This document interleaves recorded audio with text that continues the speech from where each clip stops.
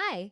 Today we're diving into Figma, the design tool that's changing the game for beginners and pros. Here's the cool part. You don't need to download heavy software. You don't need years of experience. All you need is a browser and an idea. Figma lets you design websites, apps, and graphics for free. And you can even collaborate with your friends in real time, just like Google Docs. So if you ever wanted to turn your ideas into real design, this is where the magic starts. Stick around because after today, you'll be able to create your very first design in Figma. Before we start, I just want to quick introduce myself. My name is Jazz, and I am also a beginner in this field of website design, UX, UI learning, Figma designing, and digital content creation. I am still learning, still exploring, and still practicing every day. So everything that I'm sharing here is based on my own experience, trial and error, and free tools that I personally use while learning.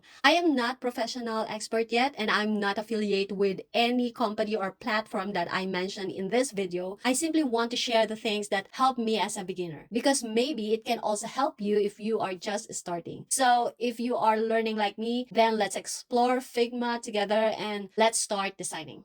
Now, let's take a quick tour of the Figma interface so you know where everything is. The first thing you'll notice is the canvas. This is your infinite scrollable space where all your designs live. Think of it as your creative playground. On the left sidebar, you'll see the navigation panel. This is where your pages and layers are organized, so you can keep track of every element in your project. At the top toolbar, and sometimes bottom toolbar, you'll find all your design tools, like the Move tool, Frame tool, Shapes, and Text. These are the basic you'll use all the time.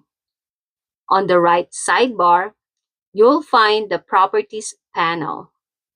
This is where the magic happens. You can adjust colors, fonts, sizes, alignment, and so much more, depending on what you've selected. And here's something cool. You can also use sections to organize your canvas into logical areas. This is especially helpful where you're collaborating with others or mapping out a design flow.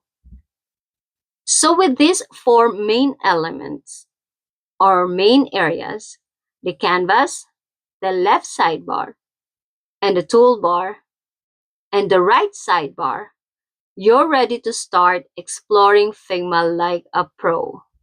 Thank you so much for watching. If you want more informative and beginner-friendly videos like this, don't forget to like, comment, and subscribe to the channel. Your support really helps me create more content about Figma, design, and content creation or AI. Comment below what you want to learn next, and I'll see you in the next video.